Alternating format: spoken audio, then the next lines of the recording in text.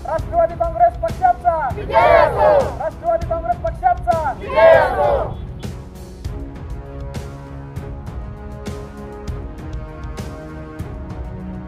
नमस्कार। आज आमचे सहकारी मित्र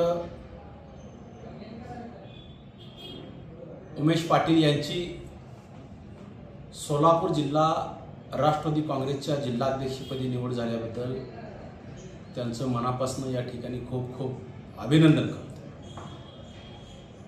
आणि अभिनंदन करत असताना या ठिकाणी आनगरकरांना एक प्रश्न विचारतो की मागील 5-6 वर्षापासून किंवा जिल्हा परिषदेची निवडणूक झाली, महानगरपालिकेची निवडणूक झाली आणि त्या अनुषंगाने उमेश पाटील हे राष्ट्रवादी काँग्रेस पार्टीकडून निवडून आले होते।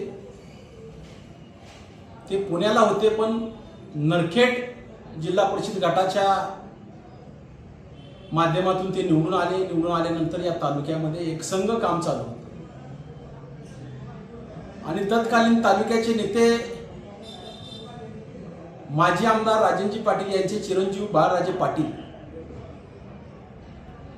यांना उमेश पाटील यांचं नेतृत्व खटकत होतं, रमेश बारसकर यांचं कार्य खटकत होतं, मानाजी बापू माने यांचं कार्य खटकत होतं आणि त्या अनुषंगाने यांना जर आपण पार्टीच्या बाहेर केलं तर हे शून्य होतील अशा प्रकारचा समज त्यावेळेला त्यांनी केला होता। आणि त्या पद्धतीनं पेपरला जाहिरात असेल, नरखेड ग्रामपंचायतची निवडून आल्यानंतर उमेश पाटलांचा फोटो गाळला गेला। तालुक्यामध्ये वेगवेगळे कार्यक्रम होते, त्या कार्यक्रमातून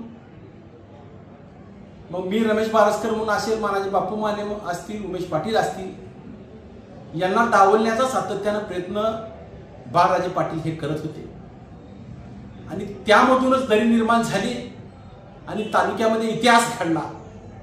मागील 40 वर्षापासून एक हाती असणारी सत्ता त्यावेळेला सर्वसामान्य जनतेच्या ताकदीवर आम्ही सर्वांनी उलटून लावलं। पण आज मला अनगरकरांना, खास करून बाळराजे पाटील यांना प्रश्न विचारायचा आहे की उमेश पाटील यांचा एवढा दुश्वास करणारे आपण आता राष्ट्रवादी काँग्रेस पार्टीमध्ये सोलापूर जिल्ह्याचे अध्यक्ष म्हणून उमेश पाटील यांची निवड झालेली आहे, त्यांच्या नेतृत्वामध्ये आपण काम करणार का, अशा प्रकारचा ठाम प्रश्न आपल्याला या ठिकाणी विचारण्यात येत आहे।